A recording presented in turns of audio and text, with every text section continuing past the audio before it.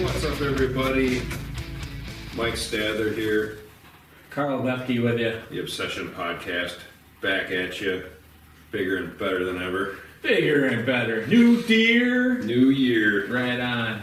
Oh, there's one deer that isn't going to make it through, though, Mike. This guy. That's the one we found dead. Yeah, that's the one we found dead when we were opening up the campsite plot. Late fall, early winter, actually, when we were doing that. But yeah, deer we had on the property all year. I remember him because he had this flat brow. Yep.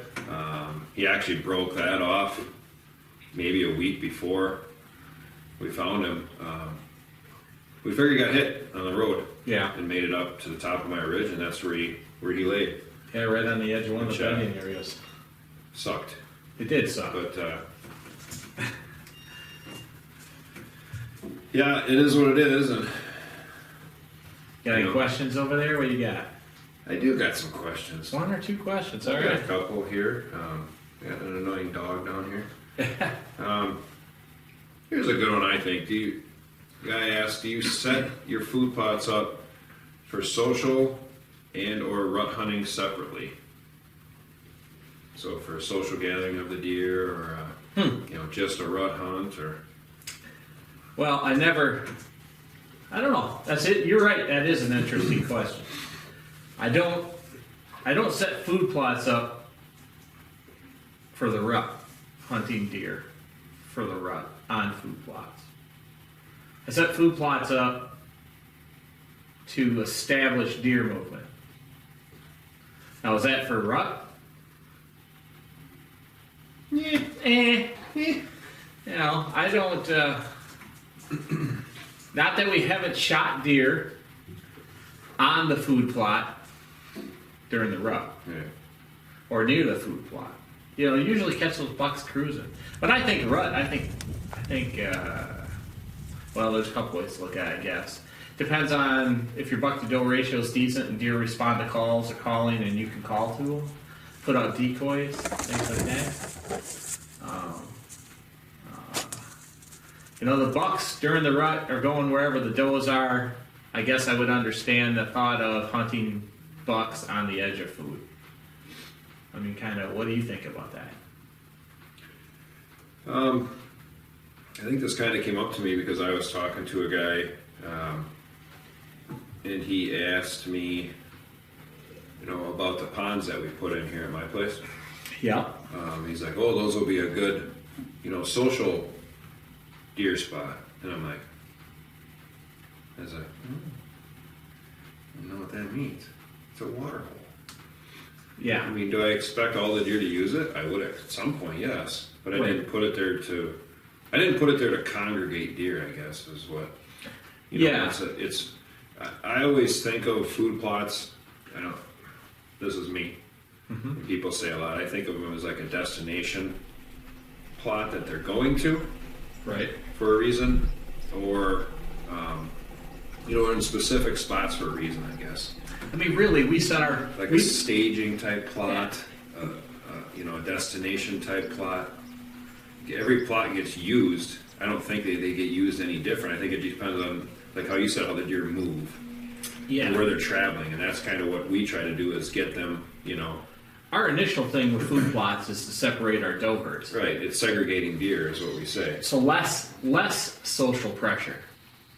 I don't know, I think there's a misconception about food plots where food plots have to be a spot where deer congregate. Yeah. Honest truth, deer, like let's just say separate groups of does, really don't like to be around each other. No. You'll have, you see it here at your place, you see it at my place, where we'll have one certain group of does that stays on such and such food plot, and then a totally different group on the other side of the property, east and west. Mm-hmm. And then maybe one or two other smaller groups in the middle. Yeah. And that's what we set our food plots up. But they're also strategically placed to create buck movement in between them. Yeah. And that's where we pick off our buck. That's kind of what I was going to say, because not saying I haven't shot a buck in a food plot that came here to feed. Right. But the majority of the bucks that I've killed, especially here, have come into a plot to look, Yeah. or I've called them into it, Yep. and they've been there for one reason, and they're not coming in there to feed. No. Now I did kill that one on that cold front, Yes. that burback we called him a Yep. few years back. Remember early because that cold front rolled in. I had pictures of him every night coming in that same end of that plot to feed. Yeah, that was in the west end there. Yep, Yep. that's I did kill him that way. Yeah. But otherwise, yeah, they're and like a destination. Like I say, it's maybe something we're set up off the side of, and they're coming from a bedding area or going back to a bedding area, and they might hit it Yeah. in or out, and that's kind of where we're judging on. You know, food plots. Normally the does do congregate in them. Yes. And they just feed around in them and stuff, but bucks aren't usually in there feeding with them. No. You know, they just don't as much. I think that's a lot of times people get caught up on seeing Too much TV. their bucks on their cameras at night in their food pots, but that's kind of normal. Yeah. You know, they feed later. It seems that I've seen over the Yeah, years. you'll come in. Well, you'll get them Or coming reeler. in. Like when you killed that buck, the one you were talking about, Burback, you killed him on a big cold front. That temperature was huge. That big drop, you know, and then big rain and all of that. And he was moving because of the weather. He wasn't moving because that was his normal time to move. Yeah, no. He's coming to that food because he probably wasn't bedded, but 100 yards It's away, probably close maybe. to it, I'm sure. And In the bedding area. in the bedding area where that was established for him also. Yeah. Yeah, I'm not. I Our get- food plots are for deer segregation and promoting deer movement. On our particular properties, each one of them is east to west movement Yeah. with some north to south level change. Because And- we have height. And sustainability. Well- of our herd, obviously. But Yeah. I don't. Food plots, you can hold more deer if you can Yeah. segregate them. Maybe this is where they get confused as they see you and I talk about plots we stay out of until rut. Oh, It's yeah. not because that's a rut hunting plot. It's because around it, it's the best area that's going to hold those bigger bucks. Right. And they feel That's- safe there. So that's why we stay out until we can get in. You know, and they're your better spots. You're going to have your better spots on your land. Oh, yeah, Sometimes it's 100%. where a plot is. And it's not always where a plot is. Right. You know. And the other thing too, you know, our season here starts early, so September Yeah. doesn't end up until the end of January. Yeah. And your deer move differently on your property over those time spans. So early season deer movement on our properties is different than, you know, pre-rut movement, and then post-rut movement. Mm-hmm. And figuring that part out is important, and then being able to adjust and place food accordingly, and then being able to place stands accordingly to adjust for each part of what we call the rut, which to us is when the velvet's dropping off their antlers and the hormones are starting to go. And then the pre-rut is where when we say pre-rut, most of the time people don't understand. We're talking about the aggressive. stage, their I don't know what you want to call it. Basically, their aggressive stage is what we call it. When you could call to them, they'll come to you. When you could rattle them in, such things like that. That's our favorite time to hunt.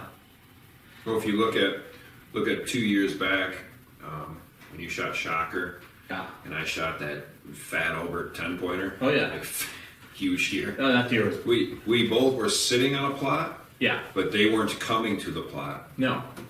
You know, you called, the Shocker bit, he came just close enough to see, Yeah. which was too late for him. Right. And the same thing with that 10, I called to him and he circled me and Right. he came in behind me. Yeah. So he was just coming to look. They were both coming to look. They were not interested in feeding at all. No. You They know. were looking for does. They Yeah. know the does would come to the food. We called. They answered. Yeah. That's how that worked out. Right. You know. Yeah.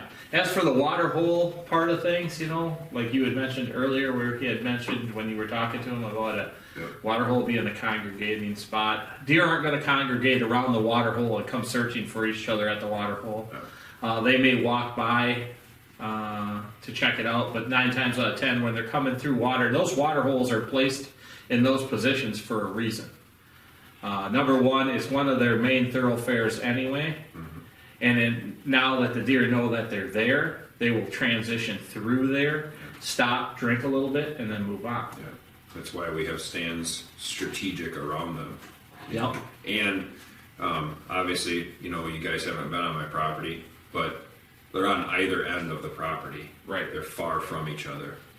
You know, so you're gonna have different deer at one end, different deer at the other end. Travel is different on both ends, which is how we set them up. Yep. You know, And so- we're promoting that east-west movement again. And then there's stands in between the two of them too to catch that transition. Correct. So, and it's the same on my property, the new water holes that we put in. Yeah, same thing. We just have water holes dug in. Yep. Water holes, I think, are probably a safer place to hunt than food plots. Food plots, you can educate deer rapidly. Well, they're laying so close to it, people don't realize that they're right there. Oh, usually, gosh, yeah. You know. And the smaller your property is, the tighter everything is. So depth of cover becomes an issue, more on entrance and exit. You know, figure a food plot is always a evening hunt. You can't hunt food plots in the morning. I don't care what anybody tells you and what time of year it is. You Yeah, shouldn't no, be. I'm 100%. Yeah, that's We don't. new. No, You know, that's crazy. we get somewhere where they're going to transition back to the bedding. They're Yeah. not going to be in the bedding. They're going to be in the food. So we want to get in the middle of that. Yeah, 100%. You know. So you definitely have to watch that. The other thing we're going to be looking for, you know, water holes. You can hunt morning or evening during the pre-rut, I think. They'd probably be more active, I think, during the morning, based off of, depending on where they're located. Yeah. You know, so you have to watch your entrance and exits there. But, Yep. I mean, that's how I see it. Got anything to add? Yeah. Yeah. We appreciate you guys listening. Hopefully that answered your question. If you get a chance, subscribe right down here in the lower right-hand corner. Just hit the Reaper here at Rush Outdoors, Wisconsin. If you guys want to listen to us on the podcast, you can check us out at Google Podcasts, Apple Podcasts, Amazon Podcasts, iHeart, YouTube, Spotify, and RSS.com, baby. right on. We're getting out there. Right on. We appreciate each of you listening. We'll talk to you guys next week. See ya.